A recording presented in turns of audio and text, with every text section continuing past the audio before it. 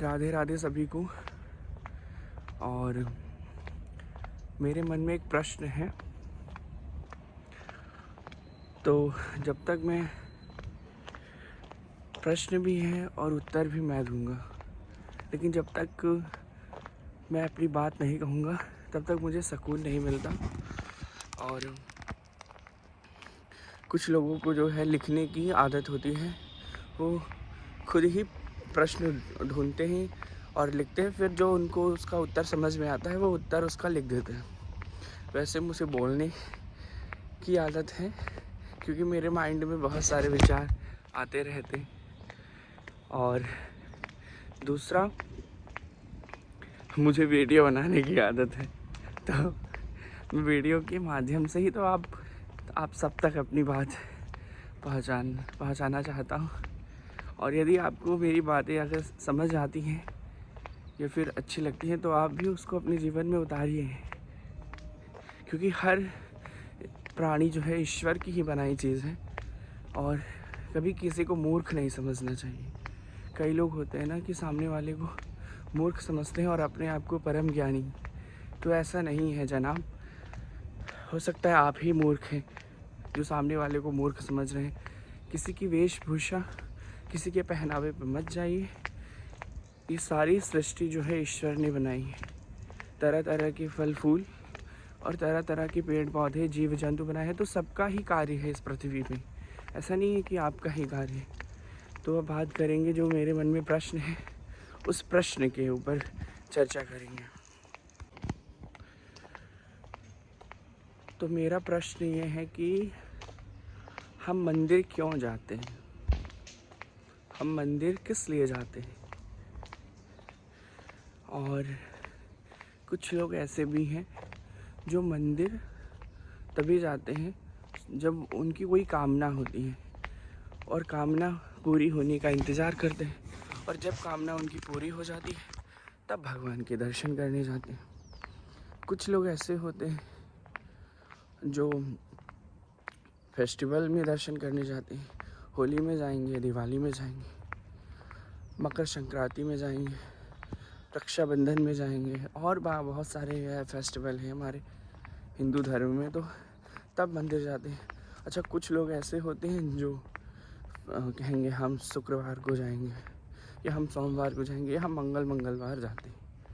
अच्छा, कुछ लोग ऐसे भी होते हैं जो सप्ताह में जाते हैं। सप्ताह वाले यही हो गए, मंगलवार, शुक्रवार, सोमवार। और कुछ लोग जो है रोज़ाना जाते हैं। कुछ लोग कहते हैं कि हम तो घर में ही पूजा करते हैं, हम मंदिर नहीं जाते, कभी कदार चले जाते हैं, नहीं तो हम मंदिर नहीं जाते, हम तो घर में ही पूजा कर लेते हैं। तो अच्छी बात है, घर में पूजा करते हैं, लेकिन मंदिर क्यों जाते हैं? तो अब मैं इसका उत्तर भी दूंगा। सबसे पहले तो देखिए, जो आपको ऊर्जा और जो आपको सुकून, हाँ, तो जो सुकून आपको मंदिर पे जाके मिलेगा वो आपको घर पे नहीं मिल सकता, ठीक है। सेम वैसा ही है कि जो आप गाय का दूध शुद्ध लेंगे तभी आपके शरीर में वो बात बनेगी। अगर आप ऐसे पैकेट वाला दूध पिएंगे तो आप उस दूध की बात नहीं रहती। बस ये है कि आपको, हाँ, स्वाद वैसा मिल सकता है थोड़ा सा, और बाकी वो गुण नहीं मिल सकते। वैसे ही आप घर में पूजा करिए, ठीक है, और आप मंदिर भी जाइए। तो अब हम बात करेंगे कि मंदिर क्यों जाते हैं। तो जैसे कि हम जब बीमार होते हैं तो हम डॉक्टर के पास जाते हैं। तो हमारा शरीर बीमार हो जाता है तो हम डॉक्टर के पास जाते हैं। तो डॉक्टर के पास जाके हम डॉक्टर पे उपकार नहीं करते कि हम सोचे नहीं हम तो डॉक्टर पे उपकार किए हैं, हम आए हैं डॉक्टर के पास। ऐसा आप कभी नहीं सोचते हैं। लेकिन मंदिर जाके आप ऐसा सोचते हैं। मंदिर जाते हैं तो आपको लगता है कि हमने उपकार किया है, भगवान पे हमने उपकार किया है, मंदिर आए हैं तो हमने उपकार किया है। तो आपने कोई उपकार नहीं किया है, ठीक है। आपने अपना कल्याण किया है, आप अपना उद्धार चाहते हैं, आप अपने लिए कुछ चाहते हैं, इसीलिए आप मंदिर जाते हैं। और जो है इसीलिए आप मंदिर जाते हैं।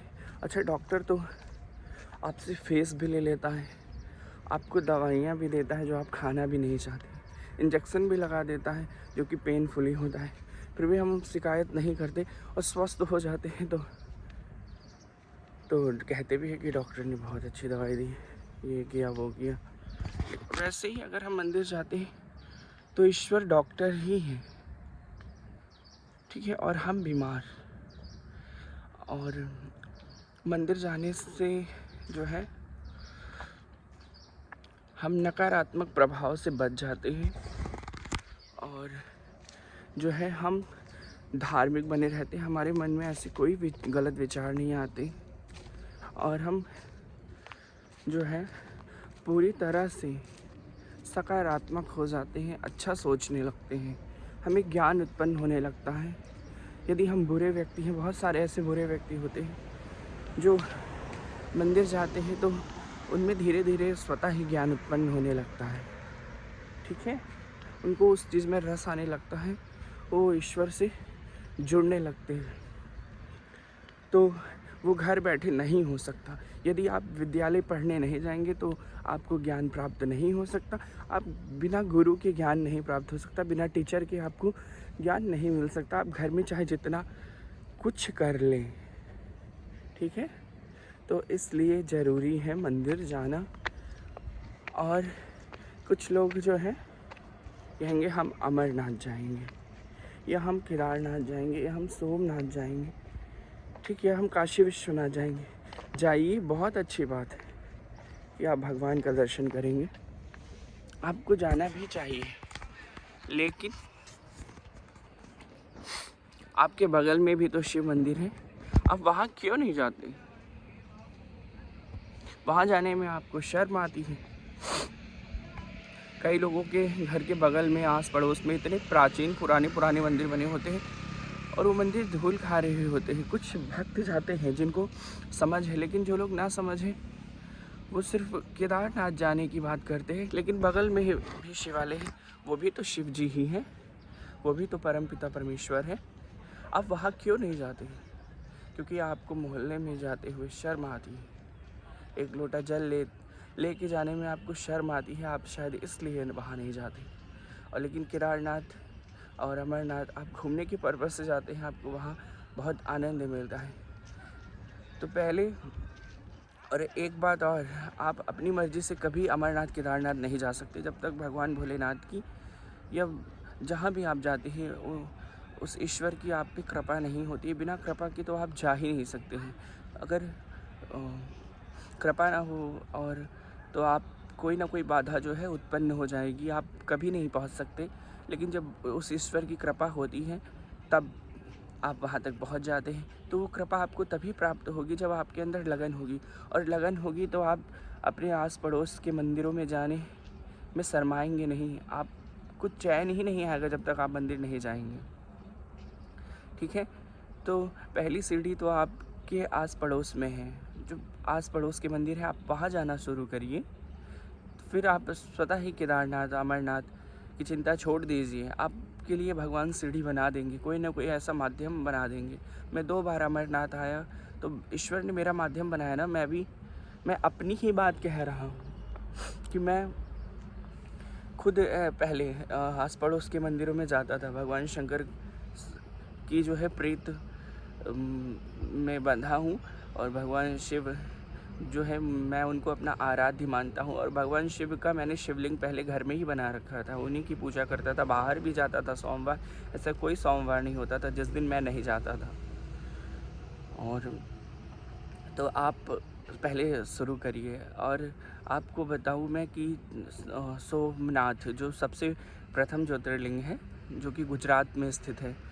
तो सोमनाथ ज्योतिर्लिंग कैसे आया, आपको क्या उसके बारे में पता है? नहीं पता है तो मैं बताता हूँ।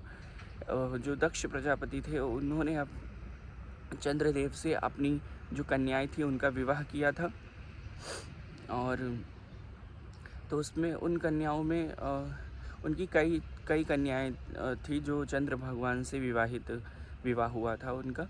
तो उनमें से सबसे ज़्यादा वो रोहिणी को ही प्रेम करते थे, अन्य देवियों को प्रेम नहीं करते थे, अन्य जो उनकी पत्नियां थी। तो उन सारी पत्नियों ने दक्ष प्रजापति से जो है शिकायत की, और उस दक्ष प्रजापति ने क्रोध में चंद्रदेव को श्राप दे दिया कि हमने तो अपनी सभी पुत्रियों, जो ये पुत्रियां हैं मेरी, इनसे मैंने आपका विवाह कराया, और आपने तो सिर्फ रोहिणी को ही प्रेम किया है, बाकी किसी को आप प्रेम नहीं करते। और दक्ष प्रजापति बार बार समझाते थे चंद्रदेव को, लेकिन चंद्रदेव मानते नहीं थे। तो उन्होंने उनको क्षय रोग का श्राप दे दिया। जैसे कि भगवान शिव का भी उन्होंने अपमान किया था, वो भी उनके दामाद थे।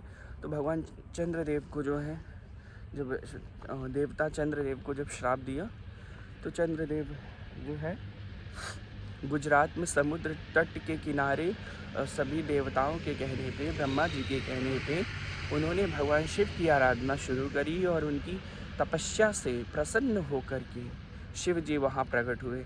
तो उस समय बताइए कौन सा शिवलिंग था जो सिर्फ उन्होंने समुद्र तट के किनारे भगवान का ध्यान ही तो किया, और पार्थिव शिवलिंग बना के उनकी पूजा करी, मिट्टी का शिवलिंग बना के उनकी पूजा करी, और भगवान शिव प्रकट हुए। और उसी स्थान पे सोमनाथ जो है ज्योतिर्लिंग है, क्योंकि वहाँ भगवान शिव प्रकट हुए। और सोम का अर्थ होता है चंद्रमा, क्योंकि चंद्रमा ने उनकी आराधना करी, इसलिए भगवान शिव हमेशा कहते हैं कि मेरे नाम से पहले मेरे भक्त का नाम जुड़ेगा, तो इसलिए सोमनाथ ज्योतिर्लिंग, ठीक है।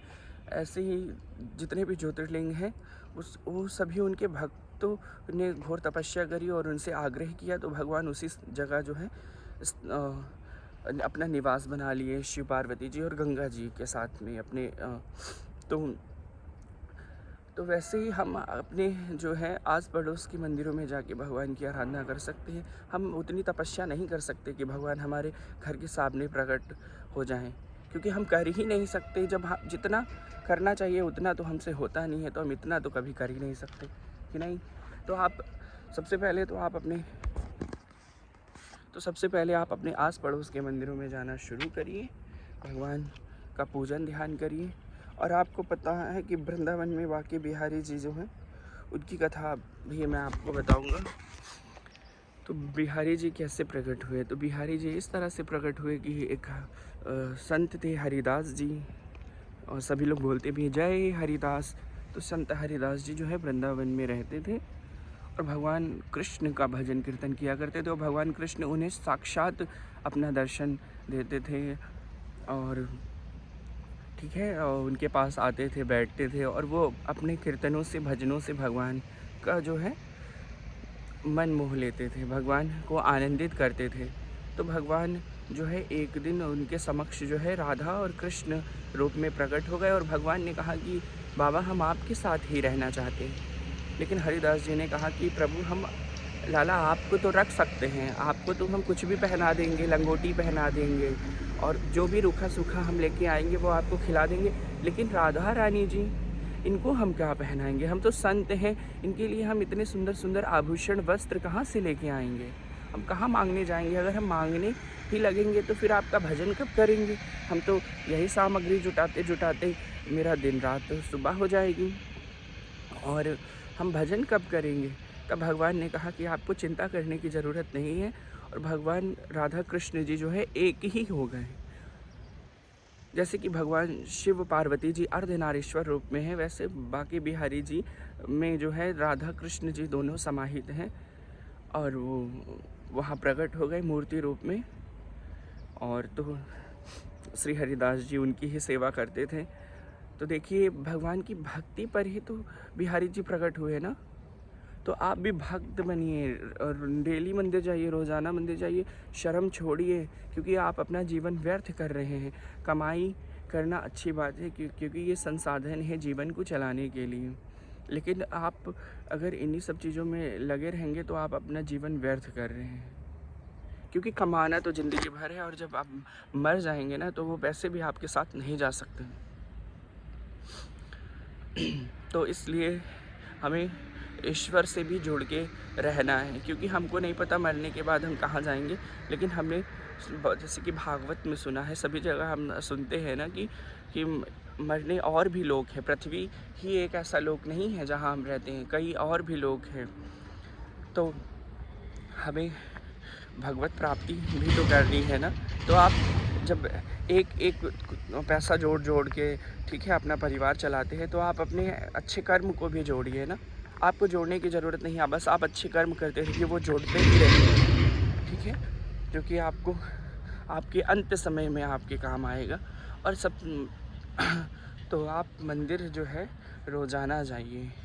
आप केदारनाथ, काशी विश्वनाथ भी जाइए, नागेश्वर जाइए, ममलेश्वर जाइए, ओमकारेश्वर जाइए, महाकालेश्वर जाइए, त्र्यंबकेश्वर जाइए, विश्वेश्वर जाइए, घृणेश्वर जाइए, पशुपतिनाथ जाइए, अमरनाथ जाइए, केदारनाथ जाइए, बद्री विशाल जाइए, ठीक है, सब कहीं जाइए आप।